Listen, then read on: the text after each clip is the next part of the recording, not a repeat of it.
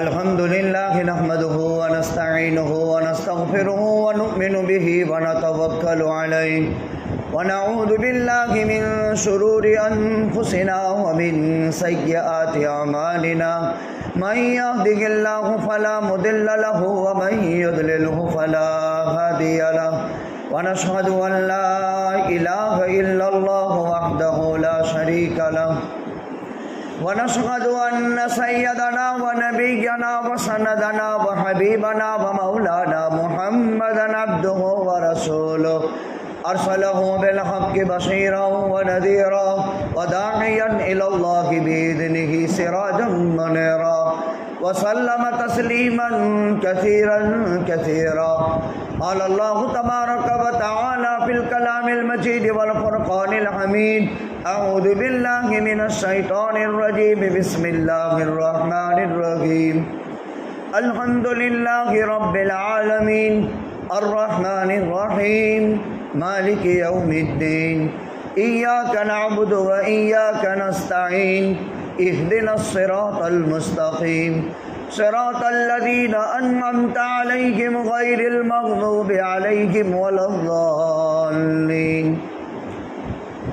آمين وقال النبي صلى الله عليه وسلم ثلاث من جمعهن فقد جمع الإيمان الإنصاف بالنفس وبذل السلام للعالم والإنفاق مع الأقدار إن الله وملائكته يصلون على النبي يا أيها الذين آمنوا صلوا عليه وسلموا تسليما اللهم صل على محمد وعلى آل محمد وصحبه وبارك وسلم صدق الله العلي العظيم وصدق رسوله النبي الأمي الكريم ونحن على ذلك لمن الشاهدين والشاكرين والحمد لله رب العالمين۔ گرامی قدر واجب الاحترام بزرگوں، دینی بھائیوں، محترمہ مائیں اور بہنیں، اللہ سبحانہ و تعالیٰ کا ہم پر سب سے بڑا کرم، انعام اور احسان یہ کہ اللہ تعالیٰ نے ہم تمام دنیا کے انسانوں کو اپنی بے شمار نعمتوں میں سب سے بڑی نعمت زندگی عطا فرمائی، قابل فخر ایمان عطا فرمایا۔ امام الانبیاء تاجدار مدینہ سرور کائنات فخر موجودات آقائے مکی مدنی حضرت محمد الرسول اللہ صلی اللہ علیہ وسلم کا امتی بنایا، اور اللہ تعالیٰ نے ایک مسلمان بھائی کے انتقال پر تعزیتی مجلس میں دین کی بات کہنے اور سننے کی نسبت سے ہم سب کو جمع ہونے کی توفیق عطا فرمائی۔ میرے بزرگوں، یہ مسجد ہے، اللہ کا گھر ہے، اللہ کی تجلی کا مرکز ہے، اللہ کی رحمت کے اترنے کی جگہ ہے، اللہ کی طرف سے برکت کے نازل ہونے کی جگہ ہے۔ دنیا بھر کی مساجد یہ اللہ کی تجلی کے مراکز ہیں۔ اللہ تعالیٰ کی سنت ہے جو تجلی کی ذات ہے، اللہ تعالیٰ پوری کائنات کے اندر نور کو تقسیم کرتا ہے۔ اللہ نور السماوات والارض مثل نورہ کمشکاۃ فیہا مصباح۔ نور کی مالک ذات اللہ کی، تجلی کی مالک ذات اللہ تعالیٰ کی ذات ہے۔ وہ اللہ پاک تمام آسمانی مخلوقات میں سب سے اوپر اپنا عرش جس پر وہ جلوہ افروز ہے، اور وہاں سے اپنے نور کی تجلی اللہ تعالیٰ لوح محفوظ پر ڈالتا ہے، اور لوح محفوظ سے اللہ کے نور کی تجلی زمین میں بیت اللہ پر اترتی ہے، جو اللہ کی تجلی کا مین پاور ہاؤس ہے۔ یہاں اللہ کی تجلی جمع رہتی ہے، اور وہاں سے اللہ کی تجلی پوری دنیا کی مسجدوں میں تقسیم ہوتی ہے۔ جو حضرات اس سال حج کر کے آئے ہیں، تازہ 40 دن تک گھر آنے کے بعد بھی ان کی ہر دعا قبول ہوتی ہے۔ اس کو یہاں لگا دیں، مصیبت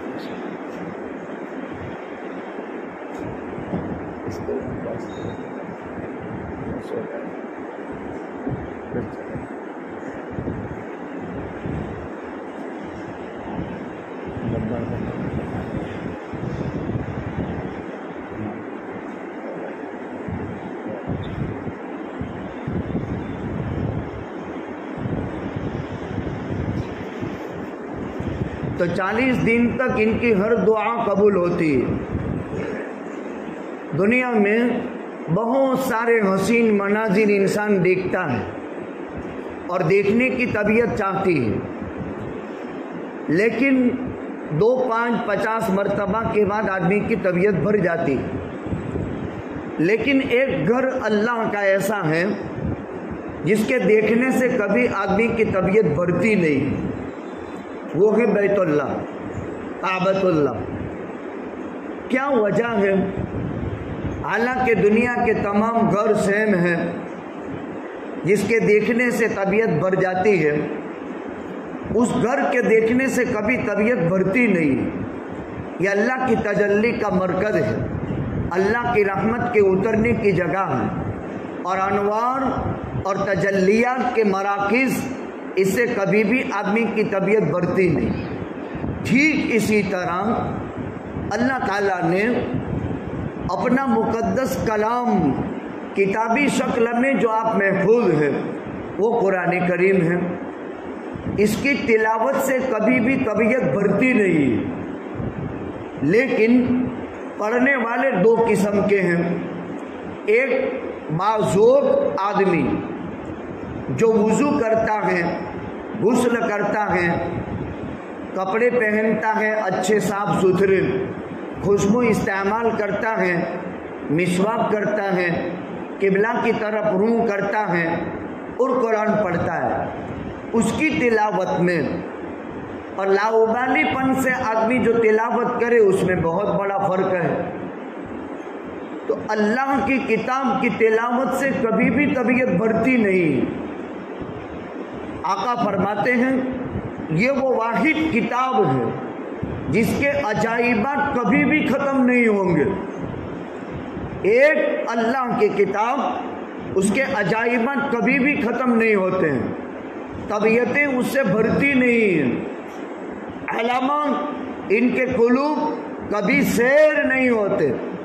آدمی کتنا ہی کھانا کھائے لیکن پیٹ بھر جاتا ہے، لیکن ایک اللہ کی کتاب جس کی تلاوت حقیقت میں آدمی کرے تو اس کے عجائبات کبھی ختم نہیں ہوتے، اس کی تلاوت کرنے والے کا کبھی پیٹ نہیں بھرتا۔ بے شمار حکمتوں کا اللہ تعالیٰ کی طرف سے یہ اللہ کا کلام ہے۔ تو مسجد اللہ کی تجلی کے نازل ہونے کی جگہ کو کہتے ہیں، اللہ کی طرف سے رحمت کے اترنے کی جگہ کو کہتے ہیں، اللہ کی طرف سے برکت نازل ہونے کی جگہ ہے۔ اللہ نے ہمیں مسجد میں جمع کیا۔ میں نے اس وقت قرآن مقدس کی سب سے پہلی سورت جو اول ما نزل من القرآن ہے، جس سے ہم قرآن کریم کی تلاوت کا آغاز کرتے ہیں، اور جو سب سے پہلی سورت اتری ہے وہ میں نے آپ کی خدمت میں پڑھ کر سنائی ہے۔ آج کی مجلس میں اسی سورہ شریفہ کی مختصر تفسیر آپ حضرات کی خدمت میں پیش کر دیتے ہیں، لیکن پہلے یہ جاننا ضروری ہے کہ یہ قرآن مقدس کی عظیم القدر سورت ہے۔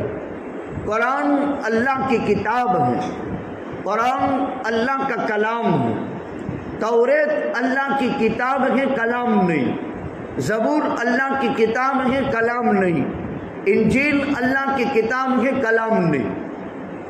فرق ہے۔ ابراہیم علیہ السلام کے 100 صحیفے، یہ صحیفے ہیں، اللہ کا کلام نہیں، اور انبیاء پر نازل ہونے والے صحیفے یہ صحائف ہیں، اللہ کا کلام نہیں۔ کلام اور کتاب میں فرق ہے۔ کتاب لکھی ہوئی چیز کو کہتے ہیں، اور کلام اس کا جو مالک ہے اس نے اپنے انداز میں اس کو پڑھا ہو، ما یتکلم بھی، جس کا تکلم ہوا ہو اس کو کلام کہا جاتا ہے، اور متکلم کے کلام میں اس کے اثر ہوتے ہیں، اس کے اسرار ہوتے ہیں، اس کے رموز ہوتے ہیں، اس کے معانی ہوتے ہیں۔ اور اللہ کی ذات جب اپنا کلام خود تلاوت کرتا ہو تو اس کلام کی جاذبیت اور اس کلام کی ماہیت اور اس کلام کی حقیقت کتنی بلیغ انداز کی ہوگی۔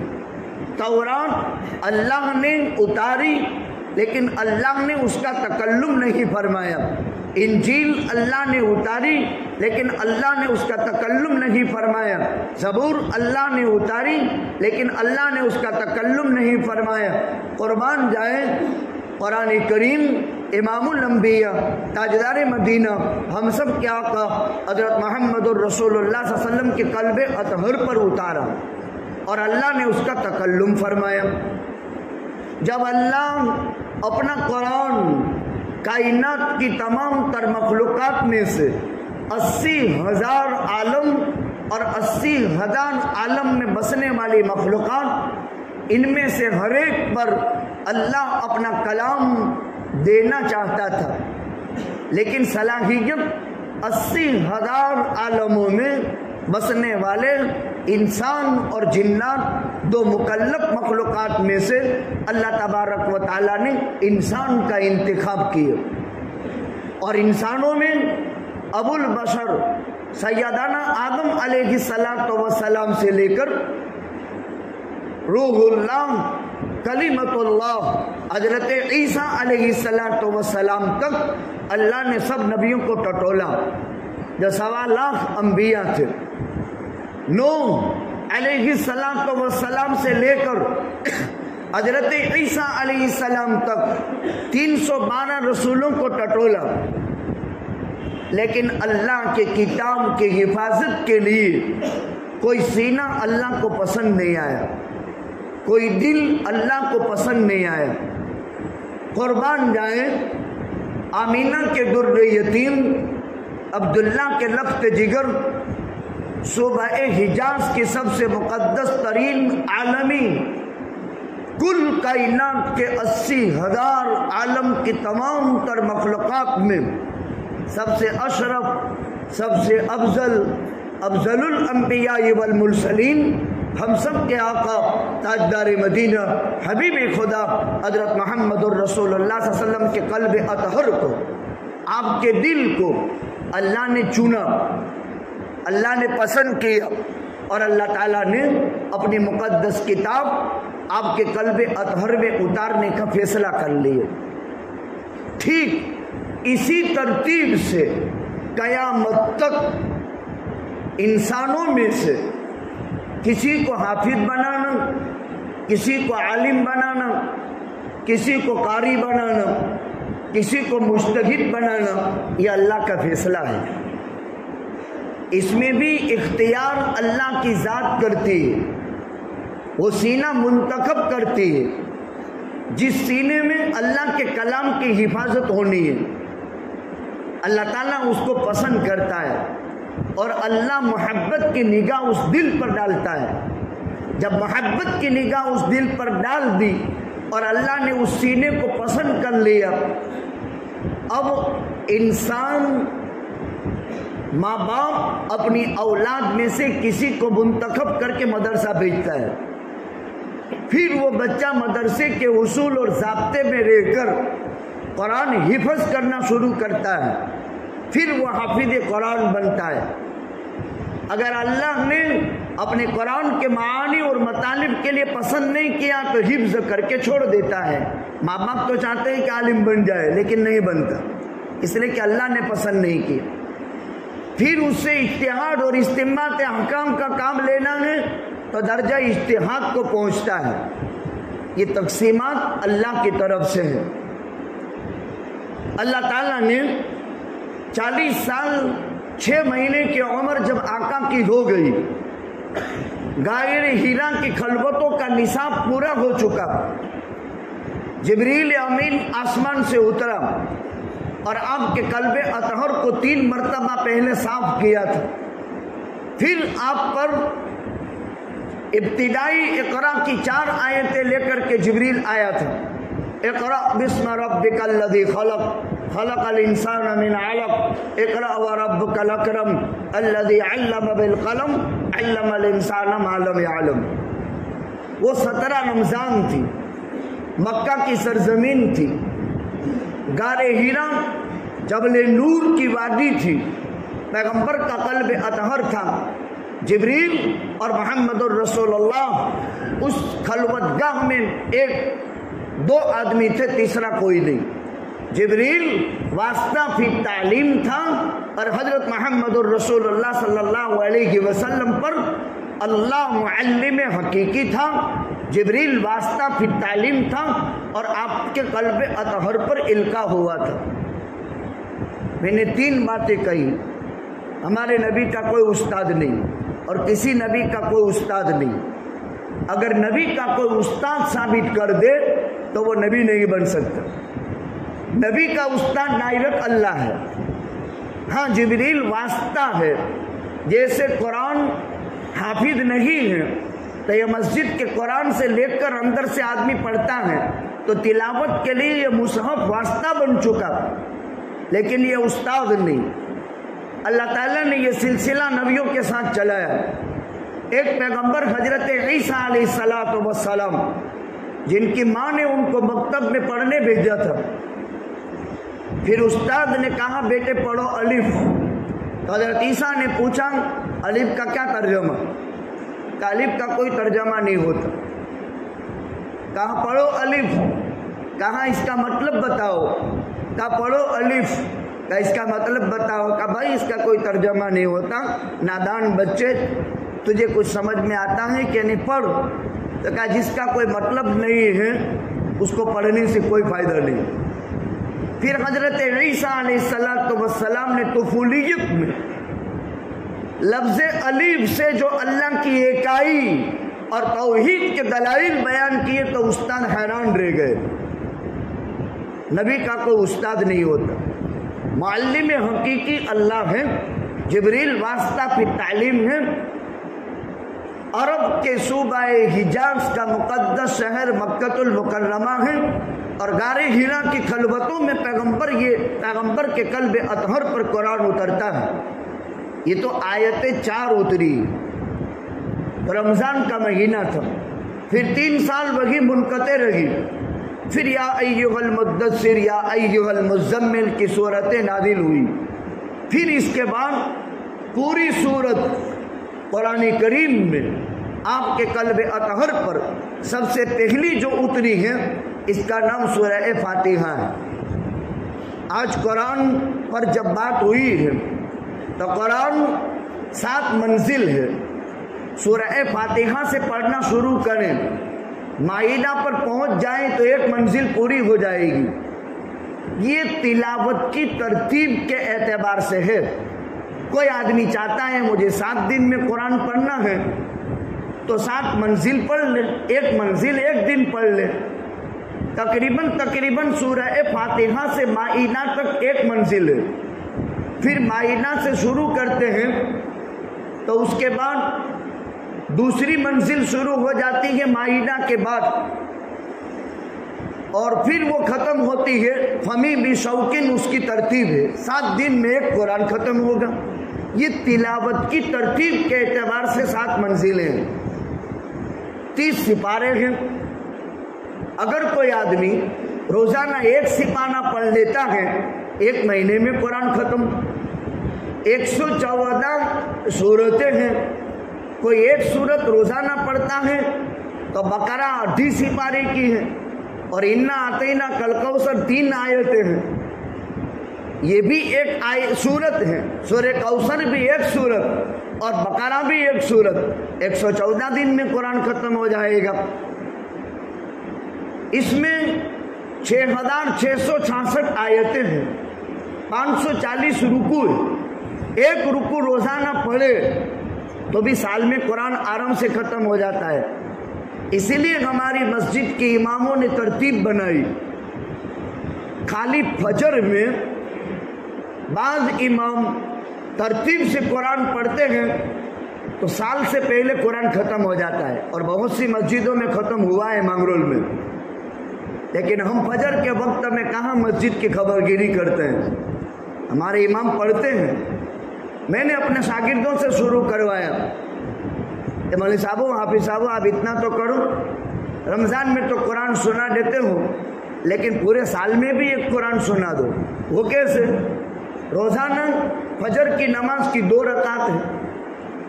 اب ایک دن کی 2 رکعت 365 દિવસનું વરસ થાય, اس کا ڈبل کر دو, 700 کے اوپر ہوئی. اور رکوع کتنی ہے؟ 540.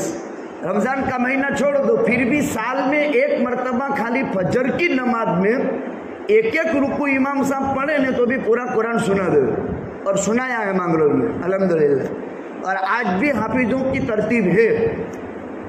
کتنا آسان ہے, کتنا آسان. کیا مطلب؟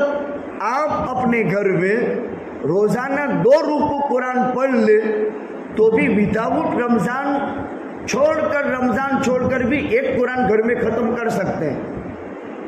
اٹک کر پڑھتا ہے تو بھی 10 منٹ میں تو 2 رکوع نکل جاتی ہے.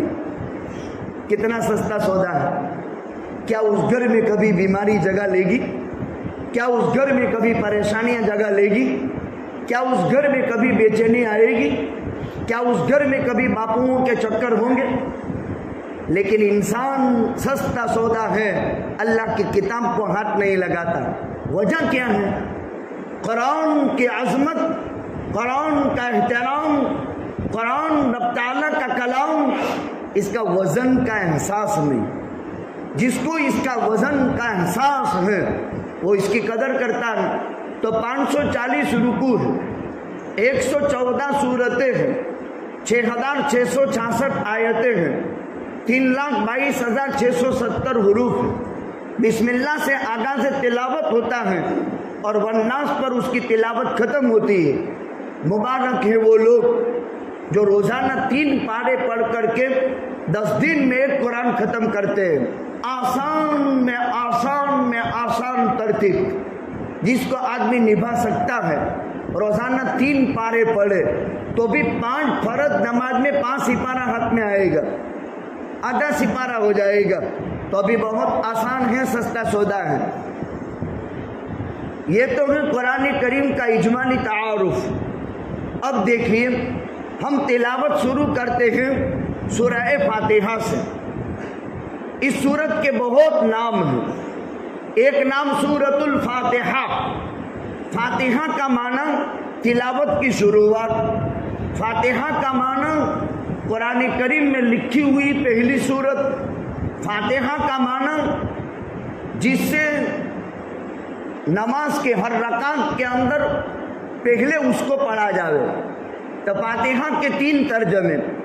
نماز کی رکعت کی شروعات الحمدوں سے ہے, قرآن کریم کی تلاوت کی شروعات الحمدوں سے ہے, اور قرآن میں رسم مصحف عثمانی میں لکھی ہوئی پہلی کتاب, پہلی سورت الحمد شریف ہے. اور فاتحۃ الکتاب کا مطلب اول ما نزل من القرآن. پوری قرآن میں آقا کے قلب اطہر پر پوری سورت سب سے پہلے جو اتری تھی وہ الحمد شریف کی. ابھی آپ نے سنا اقرا کی 4 آیتیں. پوری اقرا میں 4 آیتیں نہیں ہیں, لیکن پوری سورہ فاتحہ میں 7 آیتیں ہیں. اور وہ 7 آیتیں جو آپ کے قلب اطہر پر اتری, پوری سورت ایک ساتھ, وہ سب سے پہلے الحمد شریف کی اتری تھی. یہ تو فاتحہ کا مطلب. اس کا دوسرا نام سورۃ الکنز. اللہ نے ساری کائنات کا خزانہ الحمد شریف میں رکھا ہے.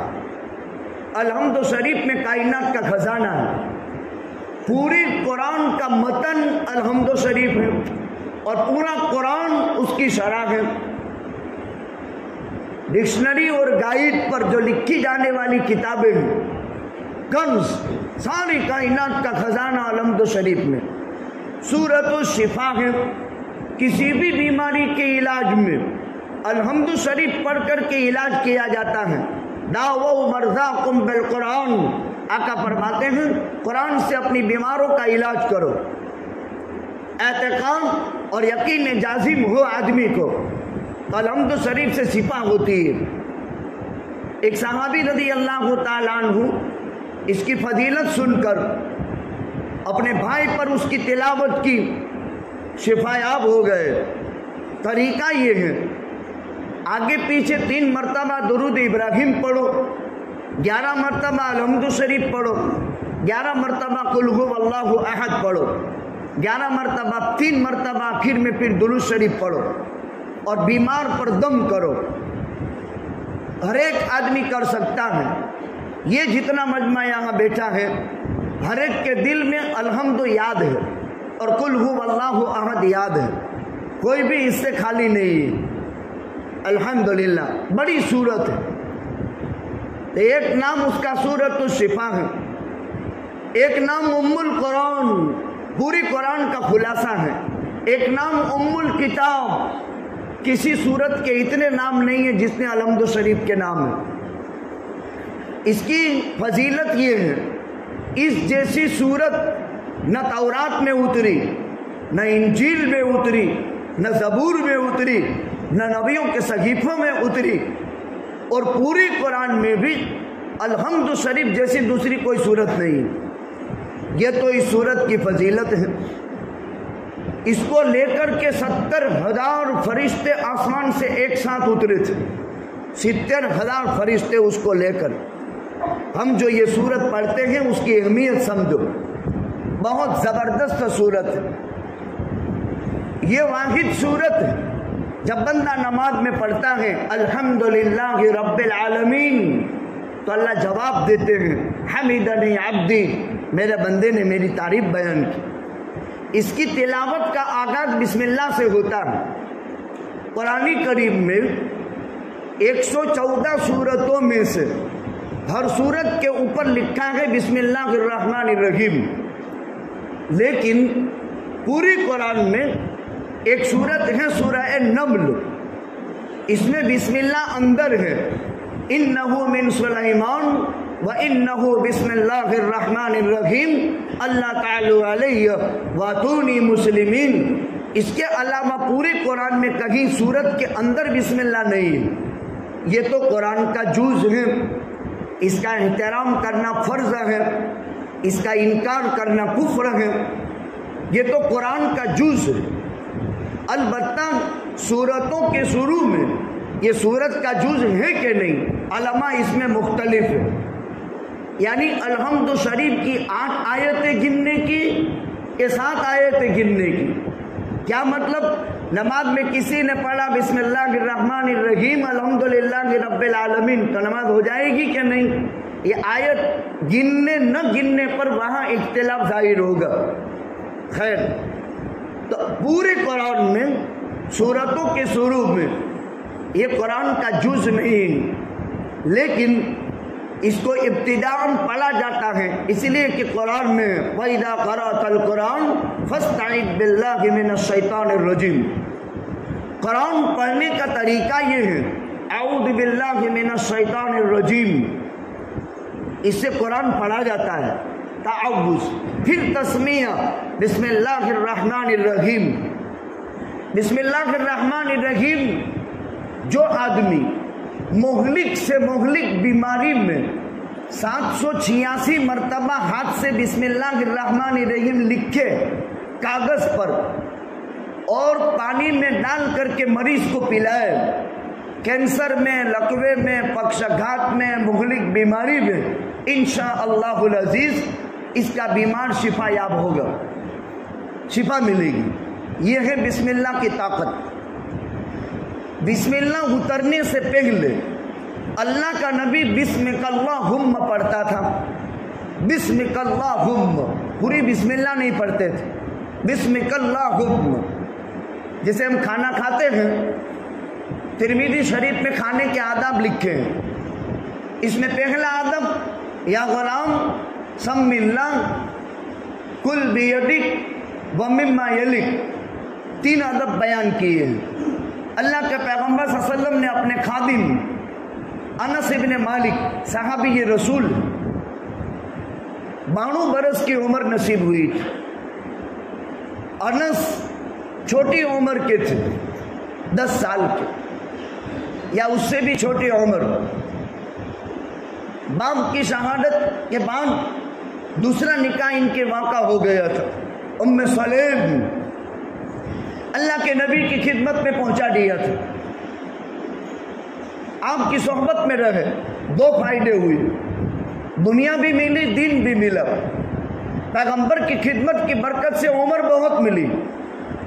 آخر من مات من الصحابہ، 4 صحابہ سب سے آخر میں وفات پائے، واصلہ ابن اسقع، ابو عامر، ابو طفیل، انس ابن مالک، 4 صحابہ سب سے آخر میں، ان میں چاروں میں ایک انس بھی تھے۔ اس کے بعد صحابی نام کا کوئی شخص دنیا میں باقی نہیں رہا تھا، اور اللہ نے مال میں برکت بھی بہت دی۔ معلوم یہ ہوا اپنے استاد کی بدنی خدمت سے انسان کے عمر اور مال میں برکت پیدا ہوتا ہے، اور استاد کا علم دنیا میں پھیلانے سے اللہ روحانی علم عطا کرتا ہے۔ حضرت انس بہت بڑے بن گئے صحابی بعد میں چل کر، انس ابن مالک رضی اللہ تعالی عنہ۔ ان سے آقا نے فرمایا بیٹے گھر میں بسم اللہ پڑھو، کھاؤ تو سامنے سے کھاؤ اور جمنے ہاتھ سے کھاؤ، 3 ادب ایک ساتھ ہے، یہ سارے آداب حدیثوں میں ہیں، 3 ادب ایک روایت میں ہے۔ معلوم کیا ہوا؟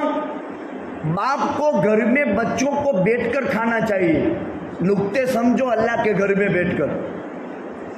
آج کل سسٹم ہو گیا، آتا ہے جاتا ہے، کھاتا ہے جاتا ہے، بس ایک آیا کھایا گیا، دوسرا آیا کھایا گیا۔ اب 2 گھنٹے خالی عورتوں کو کھانا نکالنے میں اور کھلانے میں لگتے ہیں، یہ طریقہ نہیں۔ برتن میں جتنے ہاتھ وڈھارے جائیں گے اتنی برکت اترے گی۔ پہلوں کا طریقہ تھا سارے لوگ گھر میں جمع ہو جائے پھر کھانا ہوتا تھا، اب ایک آیا کھایا گیا۔ دیکھو پہلے تھالوں کا رواج تھا، 10 آدمی ایک تھال میں بیٹھ کر کھاتے تھے، وہ تھالے تو اب چلے گئے، اب تھالے 4 آدمی کے ہو گئے، اور اب تو تھالیاں آ گئی غیر مسلم کی طرح، چھوٹی چھوٹی تھالی۔ اسلام کے کھانے کے ضابطے و رسول بھی بڑے عجیب، کھانے سے پہلے ہاتھ دھو، کھانے سے پہلے سر ڈھانپو، دسترخوان بچھا کر کے کھاؤ۔ اب لوگوں نے کیا ہے، تبلیغ جماعت میں جائیں گے نا ماشاءاللہ، خانقاہوں میں جائیں گے، مدرسے میں، تو کھڑا رہ کر ہول میں بچہ سارے آداب بولے گا، اور گھر میں یعنی یہ سارے خانقاہ مدرسے اور تبلیغ کے ساتھ خاص ہے، باقی گھر میں نہیں۔ نبی گھر میں ادب سکھاتا ہے اپنے پروردہ خادم کو۔ معلوم کیا ہوا؟ گھر کے وڈیل کو گھر میں بیٹھ کر کھانے سے پہلے بچوں کے سامنے آداب بولنے۔ کھانا اللہ کی تمام تر نعمتوں میں سب سے بڑی نعمت ہے۔ دیکھیں روایت میں افضل الصدقہ ان تشبع کبیدا جائعا، صحابہ نے پوچھا کون سا صدقہ افضل، کون سا صدقہ افضل؟ کہاں کوئی بھوکا مل جائے اور اس کا پیٹ کمر سے لگ گیا ہو اور اس کو کھلا دو، اس سے افضل کھانا، افضل صدقہ کوئی نہیں۔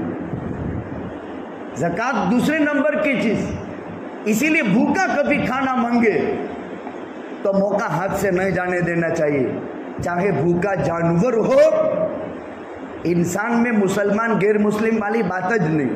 کبیدن جائعا، جاندار جگر کھانا مانگے۔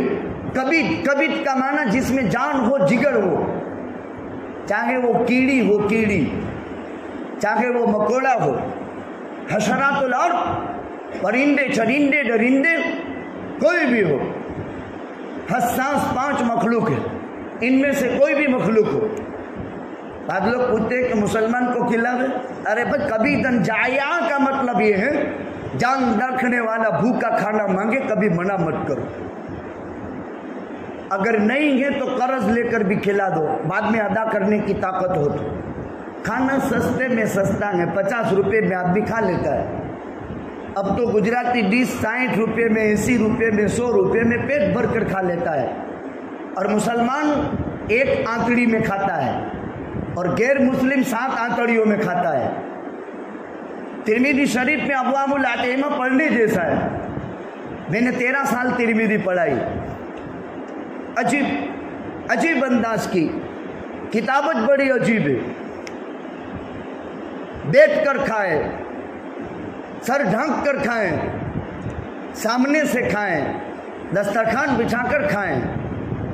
مسلمان 1 آنتڑی میں کافی، 7 آنتڑی میں کیا مطلب؟ दूसरी रिवायत से समझो, 2 आदमी का खाना इस्लाम में 4 को काफी हो जाता है, 4 का 8 को काफी हो जाता है। तामुल वाहिद यकबिल इत्नैन व तामुल इत्नैन काफिन लिअर्बा व तामुल अर्बा काफिन लिथमान। ये तिर्मिज़ी में रिवायत के अल्फाज हैं। खाना खा रहे थे, कोई आ गया, चलो भाई बिस्मिल्लाह। आदमी को भूख है तो शरीक हो जाए, 2 चीजें एक साथ जमा न करे। भूख भी है न झूठ भी बोलता है, मैंने खा लिया है, कहाँ खाया है। तकाजा भी है कि चलो खाना है खा लेते हैं, लेकिन खाली खाली कहते हैं बस तमें खाओ मैं तो खाई ली रही, हालांकि खाया नहीं है। पैगंबर ने फरमाया झूठ और भूख जमा मत करो, झूठ और भूख जमा मत करो। हाँ माँ हजर है खा लो, क्या मतलब, खाना तो धोखाज है, लेकिन मुसलमान बिस्मिल्लाह पढ़कर खाएगा तो 4 आदमी भी किफायत का खाना उसको मिल जाएगा, जो 2 का पेट भर करके था, जो 4 का पेट भर करके था, और बिस्मिल्लाह की बरकत से 8 का किफायत का खाना हो जाएगा। और किफायती खाना भी खा ले तो भी काम चल जाता है। ये ज़रूरी नहीं कि यहाँ तक खाएं न खट्टी डकाने आवे न बाद में कोई नमाज पढ़ने वाला साइड में हो तो वो भी बेचारा है कि कब जान छूटे मेरी यहाँ से। खाने में 3 हिस्से करे पेट के, एक खाने का, एक पानी का, एक सांस का, एतदाल के साथ खावे। इस्लाम ने खाने के आदाब बयान किए। हज़रत सलमान फारसी रज़ी अल्लाह ताला अन्हु, एक मरतबा एक मुनाफिक ने, यहूदी ने शरारत की, अल्लमकुम नबीयुकुम कुल्लु शै, तुम्हारा नबी तुम्हें सब सिखाता है। ओहो, सलमान फारसी ने बड़ा अजीब दिया, बड़ा अजीब जवाब, अल्लमाना नबीयुना कुल्लु शै हत्तल खिराअत। वो अल्लाह के दुश्मन, हमारे नबी ने कोई चीज़ बाकी नहीं छोड़ी। टॉयलेट में, इस्तिंजा खाने में अपनी हाजत पूरी करने के लिए जब हम बैठते हैं अंदर में, तो वहाँ कैसे बैठना चाहिए वो नबी ने बैठकर बता दिया। ये सिर्फ इस्लाम में है। मैं कसम खाकर कहता हूँ डंके की चोट, दुनिया का कोई मजहब बताओ जिसमें हगने मुतने का तरीका बताया हो प्रैक्टिकल, कसम खुदा ताला की, इस्लाम के अलावा किसी मजहब में नहीं। हम यतीम नहीं, पैगंबर ने अजीब अंदाज से बताया। फिर टॉयलेट में है, 4 दीवारी में तो अलग, अगर बाहर है तो उसका तरीका, जमीन फाड़ कर, चीर कर, खड्डा करके उसमें इस्तिंजे कदाए हाजत के लिए बैठना, हवा के रुख में न बैठना, बैठने का अजीब अंदाज और तरीका, किसी दर और बिल के पास मत बैठना, कैसा पाकीज़ा अंदाज, हदीस से पढ़ो तो पता चलेगा। खैर बात इस पर मैं कर रहा था, उम्मुल किताब है बिस्मिल्लाहिर्रहमानिर्रहीम। हजरत अनस से कहा, बेटे, नबी फरमाता था या गुलाम, इसका माना नौकर नहीं, गुलाम का उर्दू में तर्जमा नौकर करते हैं। अरबी में छोटे बच्चे से जब बहुत मोहब्बत हो तो या गुलेम कहते थे, ओ बचूड़े, प्यार का अंदाज, जैसे हम कहते हैं मेरे नूरे नज़र और मेरे लगते जिगर, इस तरह की बात है। या गुलाम, ओ प्यारे बेटे, अपने सामने से खाओ, जमने हाथ से खाओ, बिस्मिल्लाह पढ़ कर के खाओ। तो मुसलमान एक आंख में खाता है, गैर 7 आंख में खाता है। मुसलमान एक प्याले में खाता है, और दस्तरखाना जब थाड़े में होता है तो वस्ते ताम में बरकत उतरती है, इसलिए सामने से खाए, बीच में से न खावे, अंदर हाथ न डाले। लेकिन अलग अलग वानगी हो तो अपनी पसंद की ले सकते हैं। बिस्मिल्लाह पढ़कर खाया जाता है, शुरू में बिस्मिल्लाह पढ़ी जाए। भाई खाने से पहले बिस्मिल्लाह क्यों? अल्लाह की बहुत बड़ी नेमत है, और इस नेमत के तशक्कुर और शुक्रिया के लिए और इस नेमत के तबर्रुक के लिए हम बिस्मिल्लाह पढ़कर खाएं। इसमें हरफे बा है, बा, इसके 17 तर्जुमे हैं। बिस्मिल्लाहिर्रहमानिर्रहीम का बा है ना, पहले लोग बे पढ़ते थे, अली बे ते से, अब अली बा पढ़ते हैं। हमारे पुराने लोग कहते हैं हमें तो बदी बदलाई क्यों, पहले तो अली बे ते से पढ़ते थे, और बच्चे मजाक करते थे अली बे ते से बापू रजा दे से, पहला वो तरतीब थी। میرے بھائیوں، ہندوستان میں عرب سے علم آیا، اب عربی لینگویج اور عربی میں جو مضامین تھے اس کا ٹرانسلیشن فارسی میں ہوا، عربی میں مضمون تھے۔ سیدنا فاروق اعظم کے دور میں اسلام آ گیا تھا، یہاں صحابہ اسلام لے کر آئے ہیں، یہ بھی ایک عجیب مضمون ہے۔ اور سب سے پہلے گجرات میں، بروچ میں، اور گجرات سے پہلے سوراشٹر میں، ہمارے مانگرول کے دریے پر، اور یہ دریائی جو پٹی ہے پوربندر تک، یہاں صحابہ کے قافلوں کا ورود مسعود، تابعین کا یہ مسلم ہے، کتابیں لکھی گئی۔ ابھی حضرت مفتی صاحب کی کتابیں میرے پاس آئی، حضرت مفتی ابراہیم صاحب نور اللہ مرکزہ مانگرول کی جمعہ مسجد میں خطبہ دیتے تھے، میں نے تو ان کو دیکھے ہوں گے لیکن سمجھ نہیں رہا ہوں گا، اس لیے کہ پہلے ہم حسین آباد میں رہتے تھے۔ حضرت مفتی صاحب نے ہاتھ سے کتاب لکھی خطبے کی، جو وہ جمعہ میں پڑھتے تھے۔ ابھی کریم خان نے وہ کتاب مجھے دی، اب اس کو اسی حال میں جمعہ میں پڑھ نہیں سکتے، اتنی بوسیدہ ہے، اب اس کو نیا کمپیوٹر کر کے نئی کتابی ترتیب دیتے ہیں، جو حضرت مفتی صاحب کے خطبات ہیں۔ عجیب علم کا سمندر تھا، عجیب علم کا سمندر، ایک کتاب میں کئی لینگویج جمع ہے۔ وہ سنسکرت کے بھی بہت ماہر تھے، وہ فارسی میں تو پی ایچ ڈی کیا تھا، اور فارسی ٹیچر کی حیثیت سے وہ یہاں آئے تھے۔ لیکن میں جس خاندان کے لوگوں کی آج تعزیتی مجلس میں ہے، حاجی ابراہیم میرے مربی بھی ہیں، اور ماشاءاللہ ایک بہت اچھا میرے سے مخلصانہ محبت کا تعلق بھی تھا۔ ایک فرق بتاؤں پہلے اور ابھی، پہلے پیری مریدی مانگرول میں بہت چلتی تھی اور سادات پیر ہوتے تھے، پھر اس کے بعد علماء پیری مرید، حضرت مفتی صاحب بھی تصوف کے سلسلے کے آدمی تھے، تصوف کے سلسلے کے آدمی تھے، پیری مریدی کی، اور مشائخ کے سلوک سے ان کی گہری نسبتیں تھیں۔ حضرت مفتی صاحب کی قلم سے اس بات توحید پر بہت لکھا گیا۔ میں نے کئی مجلسوں میں اعلان کیا کہ اللہ کے بندے، خدا کے واسطے ان کو تبرک سمجھ کر رکھ مت چھوڑو، کسی عالم کو دو، سمجھدار کو، تاکہ امت اس سے فائدہ اٹھائے۔ حضرت مفتی صاحب کا دانت بھی مانگرول میں ہے، حضرت مفتی صاحب کے قمیص اور کرتے اور بنیان بھی مانگرول میں ہے۔ خیر، تبرکات کی بات کہوں گا تو لوگ پھر دوسری باتوں میں چلے جائیں گے۔ عجیب قسم کا انسان تھا، علمی تبحر بہت اونچے درجے کا، ان کی کتابوں میں لکھا ہے، اور مانگرول کا اتہاس گواہ ہے۔ یہاں کشتیوں کی معرفت، جب صحابہ اور تابعین کے قافلے چلے ہیں جہاں جہاں، تو علم بھی ساتھ میں چلا ہے، کتابیں ساتھ میں آتی تھی، اوریجنل کتاب کے نسخے یہاں تک پہنچے ہیں۔ اور حضرت مخدوم جہانیہ سکندر علیہ الرحمہ کے دور میں حضرات محدثین کی ایک بہت بڑی جماعت یہاں رہی، اور علم حدیث پر انہوں نے ایک زبردست کام کیا ہے جو علماء کے قابل ہے۔ تو یہاں کیا ہوتا تھا پہلے جو اب نہیں ہوتا؟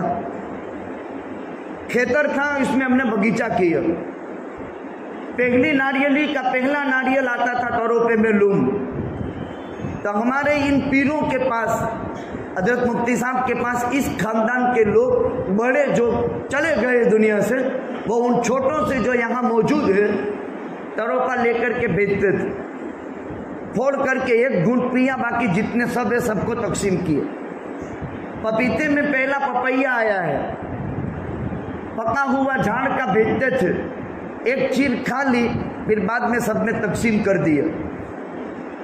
حضرت مفتی صاحب کے پھاقوں کی زندگی کے حالات آپ دیکھیں تو اندازہ نہیں کر سکتے، کیا پھاقے انہوں نے یہاں برداشت کیے، اور اس زمانے میں کیسا کام کیا ہے۔ عجیب انداز کا. اس وقت سادات میں جلیل القدر اکابر علماء تھے. ایک مولوی سید محمد حسن تھے, ایک مولوی سید محمد جمیل تھے, جن کے عاشورائے محرم کے 10 بیان اور جن کے ربیع الاول کے 12 بیان وہ بھی کسی کے پاس ہے لیکن کوئی نکالتا نہیں, گلی گلی میں بیان ہوتے تھے. حضرت مولانا سید محمد جمیل صاحب وہ سرکاری مفتی بھی تھے. سادات میں جو جید الاستعداد علماء, اور علماء تو دور کی بات, سادات میں جو حکماء پیدا ہوئے ہیں اور انہوں نے جو کتابیں لکھی ہے, آج شاید دنیا میں کوئی ایسا حکیم باقی نہیں رہا. اور ان کی بھی 82 سال پرانی کتاب میرے پاس ہے, مولوی سید محمد حسن صاحب. پھر میں نے ان کی قبر معلوم کی تو مستند پتہ نہیں چلا, البتہ جن سے پتہ لگایا تو اتنا معلوم ہوا کہ بعد میں چل کر کے حکیم سید علی احمد نور اللہ مرکزہ بڑے باپو حکیم صاحب کو اس میں دفن کیا, وہ قبر تھی. اللہ عالم وہ شخصیات یہاں رہی ہے. علم اس سرزمین میں پرانا ہے.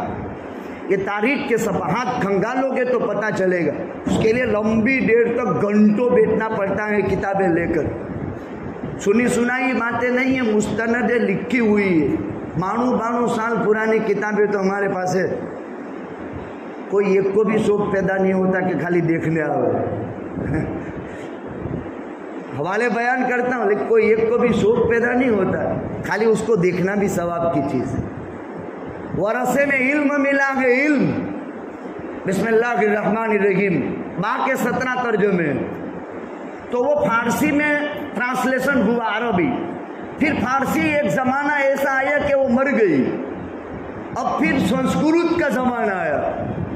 پھر سنسکرت زبان, فارسی زبان, عربی زبان اور اردو زبان اور گجراتی سے مل کر کے اردو بنی.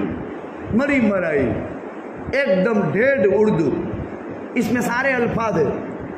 اچھا یہ بھی بتا دیں کہ ہماری برادری گھانچی, ہم افغان سے آئے ہیں اور افغانی مسلمان جب یہاں سلاطین کے دور چلے تو سلاطین کے دور میں افغان سے ہجرت کر کے قافلے یہاں آئے اور ان کی نسل بعد نسل ہم افغانی خاندانوں میں سے پھر بعد میں جو ہے ہم میں اسلام آیا ہے.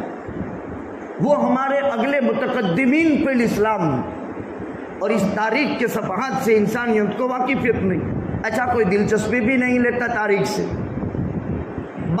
بسم اللہ الرحمن الرحیم. بسم اللہ سے برکت حاصل کرتے ہوئے, بسم اللہ سے تلاوت شروع کرتے ہوئے اللہ کی مدد مانگ کر ہم پڑھتے ہیں. اللہ یہ اس کا ذاتی نام ہے, کسی کے لیے رکھنا جائز نہیں. ہر لفظ عربی میں تثنیہ جمع ہوتا ہے, اللہ کا تثنیہ نہیں ہوتا. ایک اللہ کے لائق ہے, کوئی رکھ نہیں سکتا. اگلے زمانے میں گھمنڈی پیدا ہوا اور اس کو شوق پیدا ہوا تو اس نے اپنی اولاد کا نام اللہ رکھا. آسمان سے پتھر آیا اور اس کی کھوپڑی کو اڑا کر کے ختم کر دیا. یہ اللہ کے علاوہ کسی کے لیے جائز نہیں. الرحمن یہ مبالغہ صفت اول ہے, اس ذات کو کہا جاتا ہے. اچھا اللہ کس کو کہتے ہیں؟ علم لواجد الموجود المستجمع لجمیع صفات الکمال المنزہ عن کل عیب و نقصان. اللہ اس ذات کو کہتے ہیں جس کا وجود اصلی ہے, کسی کے تابع نہیں ہے. ہمارا وجود ماں باپ کے تابع ہے, ہمارے ماں باپ کا ان کے ماں باپ کا, سب کا وجود آدم اور حوا کے تابع ہے اور آدم اور حوا اللہ کے تابع ہے. تو ہم تو مخلوق ہیں, اللہ مخلوق نہیں ہے. اپنے وجود میں کسی کا تابع نہیں, اپنے بقا میں کسی کا تابع نہیں. وہ مستحق کا عبادت ایک ہی اللہ ہے, اس کا کوئی ثانی نہیں. واجد الوجود, تمام تر صفات کمالات اس میں ہیں, تمام تر عیب سے اس کی ذات پاک ہے. کھانے سے پاک، پینے سے پاک، خواہشات سے پاک، عیوب سے پاک، اس کو اللہ کہتے ہیں۔ رحمان مبالغہ کا صیغہ، جس کی رحمت سب پر ہو، انسانوں پر، جناتوں پر، جانوروں پر، اپنوں پر، بیگانوں پر، سجیو پر، نرجیو پر، سب پر۔ بہت بڑا مہربان، اسی لیے یہ نام بھی اللہ کے ساتھ خاص ہے۔ ہاں اگر کوئی رکھنا چاہے تو عبد الرحمن رکھے۔ اب لوگ عبد الرحمن تو رکھتے ہیں، پھر بعد میں کیا کہتے ہیں؟ رحمان رحمان۔ اور معاف کرنا، بعض تو بولتے ہیں رحمانیہ، یہ ناجائز ہیں، گناہ کبیرہ ہیں، جس سے توبہ فرض ہے۔ ناجائز ہیں، گناہ کبیرہ ہیں، اس سے توبہ فرض ہے۔ آقا فرماتے ہیں احب الاسماء الی اللہ عبد اللہ و عبد الرحمن، اللہ کے نزدیک سب سے اچھا نام عبداللہ، عبد الرحمن، اللہ کے یہاں بہت پسندیدہ نام۔ ابھی معرکہ کربلا گزرا ہے، کربل میں 72 جانثار شہید ہوئے، اہل بیت اور خاندان قریش۔ کتنوں کے نام عبداللہ، عبد الرحمن ہیں۔ یہ ابھی جو نئے نام ہیں وہ شہدائے کربلا کے نہیں تھے۔ شہدائے کربلا کے نام تو دیکھو، مسلم ابن عقیل، جعفر ابن ابی طالب، عبداللہ ابن جعفر، عون ابن جعفر، یہ نام ہیں۔ حسن، حسین، محسن، فاطمہ سے علی کے 3 بیٹے اور 3 بیٹیاں، نام کتنا پیارا۔ حضرت حسن بڑے بھائی، ان کے بیٹے کے نام بھی عبداللہ، قاسم وغیرہ۔ معرکہ کربلا میں حضرت علی کے 6 صاحبزادے شہید ہوئے۔ میں نے ابھی ایک مجلس میں کہا تھا، لوگ اس میں غلطی کرتے ہیں کہ حسن حسین کربلا میں شہید ہوئے۔ جمعہ کے خطبے میں بھی کہا تھا، حسن اور حسین کی شہادت دونوں شہید ہیں۔ ایک زہر دے کر شہید کیے گئے وہ حسن، اور حسین معرکہ کربلا میں 10 سال کے بعد شہید ہوئے۔ حسن بھی شہید ہے لیکن کربلا میں نہیں، حسین شہید ہیں کربل میں، چونکہ دونوں کی عمر میں 10 سال کا فرق ہے۔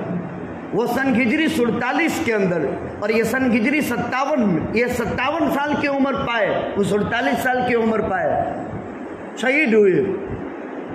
بیٹی کے بیٹے ہیں، جنت کے جوانوں کے سردار ہیں، نبی کے 2 پھول ہیں۔ عجیب روایت میں ان کے فضائل بیان کیے، میں نام پر خالی بات کرتا ہوں۔ حضرت علی کے 6 بیٹے شہید ہوئے۔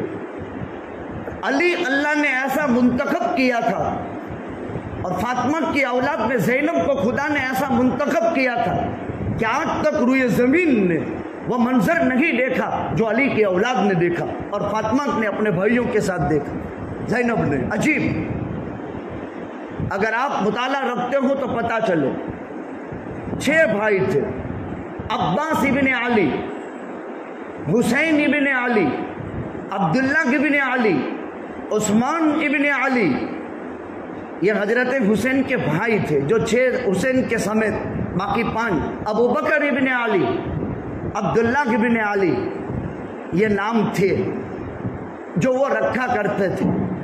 حسینی کردار زندہ رہنا چاہیے ناموں میں بھی، اس لیے پرانے لوگوں میں اسماعیل، داؤد، ابراہیم، نبیوں کے نام ہر گھر میں، اور نئی نسل میں چینج ہو گئے۔ وہ گوگل دیکھے گا اور اس سے نام نکالے گا، اور سرچ مارے گا اور اس سے نام نکالے گا۔ کیا مطلب اس کا؟ الفاظ کے بدلنے سے، ارے لہجے کے بدلنے سے ترجمہ بدل جاتا ہے۔ اردو میں ایک لفظ ہے دست اور ایک ہے دشت، دال شین اور تے یعنی تا، اور دال سین اور تا، خالی چھوٹی سین نے بڑی سین، کتنا بڑا فرق ہے اردو میں۔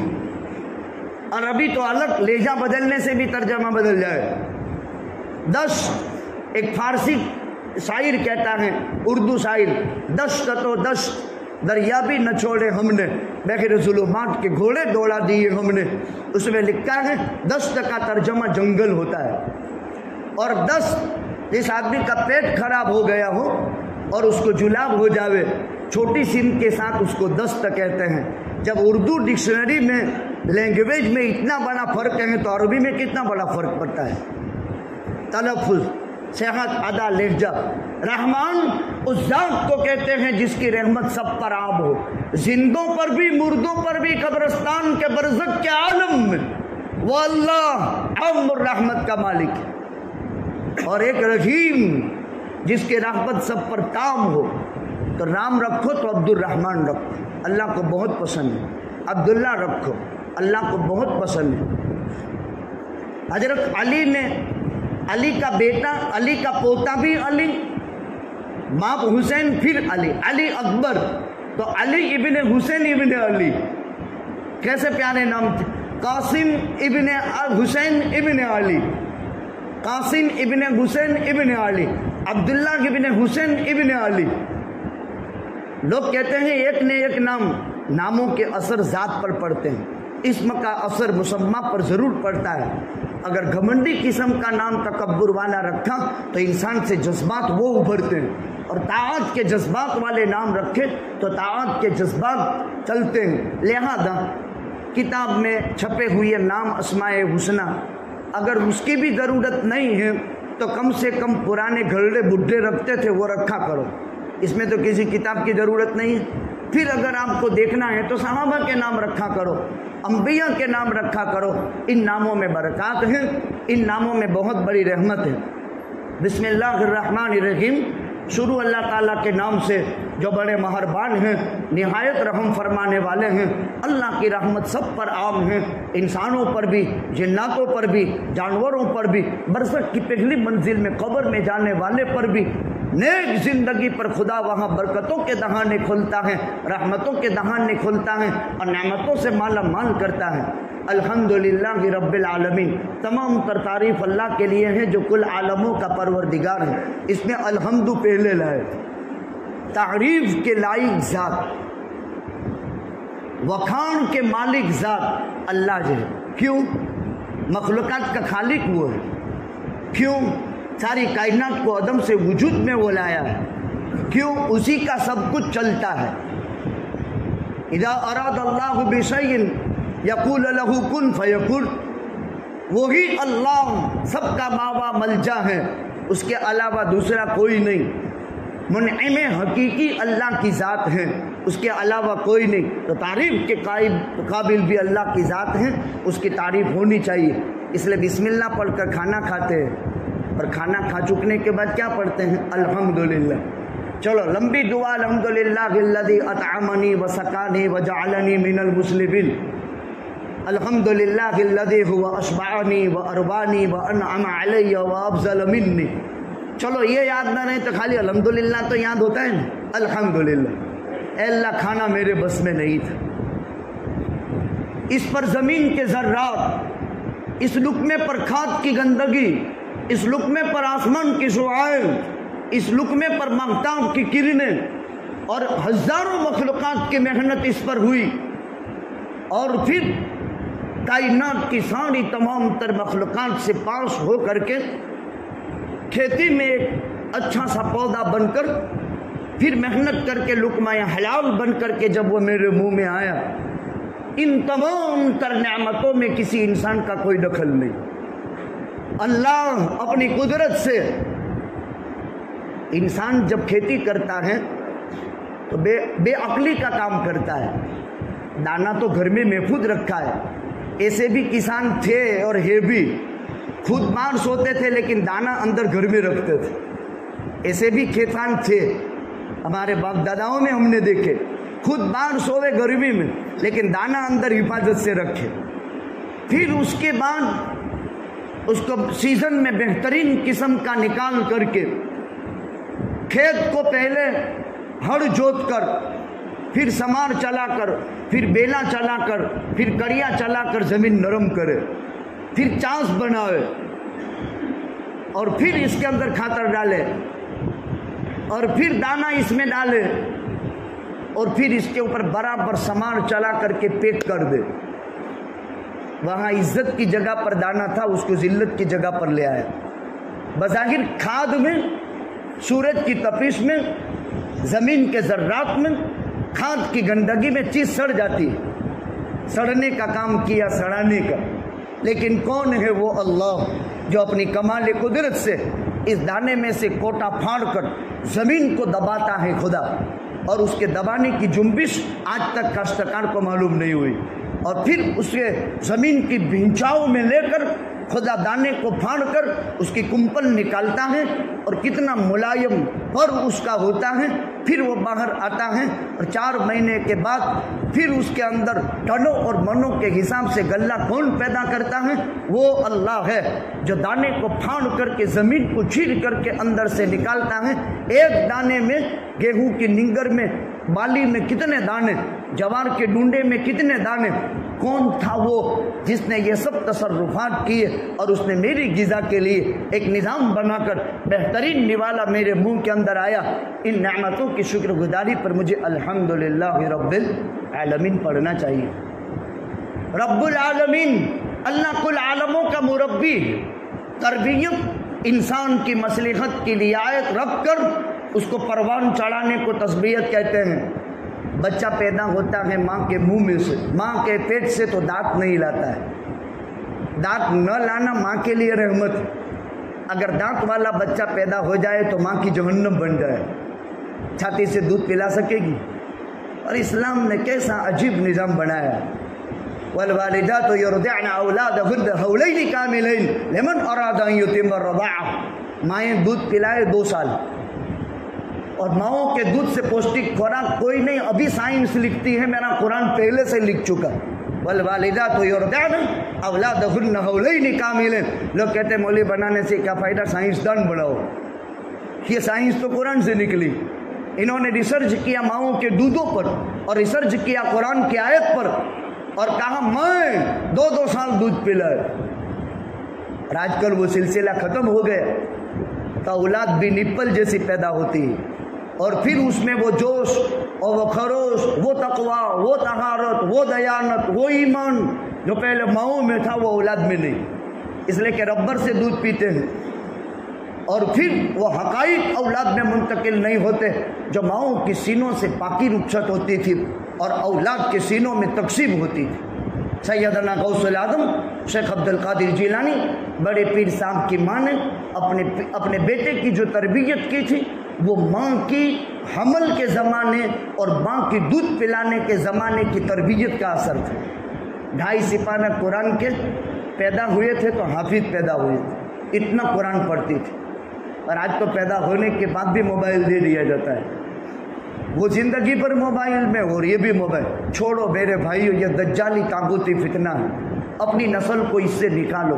قسم خدا تعالیٰ کی بھارت کی دھرتی میں کوئی دن ایسا سورج طلوع نہیں ہوتا جس میں اس موبائل کے ناپاک نحوست کی وجہ سے ایک بیٹی اسلام چھوڑ کر کے غیر کے مذہب میں نہ جاتی ہو۔ میں آپ کو سروے بتا سکتا ہوں اور آپ کو ریزلٹ بتا سکتا ہوں۔ کیا ہو گیا جس محمد رسول اللہ نے اپنے نواسوں کو وہاں ذبح کروایا؟ کیا حسین کو منہ دکھائے گئے جس نے تلوار کی جھنکاروں میں نماز عشق ادا کر کے بتائی؟ ظہر کا وقت تو ہو گیا تھا، اشراق کے بعد جنگ شروع ہوئی تھی۔ پڑھو تو صحیح اس جنگ کے حالات۔ قسم خدا تعالیٰ کی اپنی بیوی کے ساتھ بستر کی لذت ختم ہو جائے گی، کھانوں کے ذائقے ختم ہو جاتے ہیں۔ 72 کے مقابلے میں کتنا طاغوتی فتنہ، عجیب انداز کا۔ ظہر میں جب وقت آیا ہے فوراً نماز کا خیال، دشمنوں نے نماز پڑھنے نہیں دی، صلاۃ الخوف ادا ہوئی ہے معرکہ کربل میں، آدھے نماز میں آدھے دشمنوں کے مقابلے میں۔ اور پھر کسی نے لکھ دیا نہ مسجد میں نہ مندر میں نہ بیت اللہ کی دیواروں کے سائے میں نماز عشق ادا ہوتی ہے تلواروں کے سائے میں کی۔ اور عصر سے پہلے تو قصہ ختم ہو چکا تھا، لہذا عصر کی نماز کا کوئی مسئلہ نہیں۔ اور وہ عصر سے پہلے سیدہ زینب کا اگر آپ بند سنیں، قسم خدا تعالیٰ کی، وہ آسمان میں یوں نگاہ اٹھا کر کے کہہ رہی ہے، واہ محمدہ، ہائے محمد صلی اللہ علیہ وسلم، تجھ پر آسمان کے فرشتوں کا درود و سلام نازل۔ ہائے ہائے، کیسی حسین کی بہن تھی، شیر دل۔ وا محمدہ، ہائے محمد صلی اللہ علیہ وسلم، تجھ پر آسمان کے فرشتوں کا درود و سلام نازل۔ دیکھو تو صحیح، یہ تیری اولاد ذبح ہو چکی ہے۔ ہائے محمد صلی اللہ علیہ وسلم، کوفے والے نے ان کو کفن نہیں دیا ہے۔ ہائے محمد صلی اللہ علیہ وسلم، کوفے کی زمین میں غیرت پیدا ہوئی اور کوفے کی خاک نے شہدائے کربلا کو کفن دیا۔ دیکھو، ارے دیکھو تو صحیح، کیسی رنگین پھولوں کی چادر تیری اولاد پر چڑھی ہوئی ہے۔ ہائے ہائے، کیسا عجیب بن پڑا ہے۔ دشمن میں کوئی ایسا نہیں تھا جن کا دل پر لرزہ طاری نہ ہوا ہو اور آنکھوں سے آنسو جاری نہ ہو گیا۔ زینب جیسی وفا اور وفا کی کردار والی عورت آسمان کبھی نہ دیکھے گا اور زمین پر یہ نظارہ کبھی بھی ڈکلیئر نہ ہوگا۔ اور حسین جیسا کوئی شگیر نہیں، 6 بھائی ذبح ہوئی، 3 بھتیجے ذبح ہوئی، 2 بیٹے ذبح ہوئی، جس میں معصوم سی ننھی جانیں بھی۔ پھر اس حیدری خاندان کے شجاع اور بہادر کی لڑائی کا حال دیکھو کہ 43 زخم تیروں کے اور 33 زخم تلواروں کے، پھر بھی لڑتا رہا اور نانا جان کا دین آج تک صحیح صورت کے ساتھ لا الہ الا اللہ محمد رسول اللہ ہم تک جاری اور ساری اور باقی رکھا۔ کروڑوں درود اور سلام نازل ہو حسنین کریمین اور شہدائے کربلا پر۔ الحمدللہ رب العالمین، وہ اللہ تربیت کرتا ہے، عالموں کا رب ہے، 80,000 عالم ہے۔ اسی پر بات ختم کرتے ہیں۔ اللہ سبحانہ و تعالی مرحوم کی کروٹ کروٹ مغفرت فرمائے۔ بہت وقت پرانے، میرے قدیم 35 سال پرانے ریلیشن کے ساتھی جوار رحمت خداوندی میں تشریف لے۔ عجیب اتفاق، ہفتے 10 دن پہلے ہی کسی مسئلے میں میں نے یاد کیا تھا اور عیادت کے لیے آنا چاہتا تھا لیکن نہیں آ سکا۔ اللہ تعالیٰ کروٹ کروٹ مغفرت فرمائے، درجات کو بلند فرمائے، روح کو علیین میں داخل فرمائے۔ 1 مرتبہ درود شریف، 3 مرتبہ قل هو اللہ احد، آخر میں 1 مرتبہ درود شریف شہدائے کربلا کے لیے، مرحوم کے لیے، عالم کے مرحومین مسلمین کی ایصال ثواب کی نیت کر کے پڑھ دو۔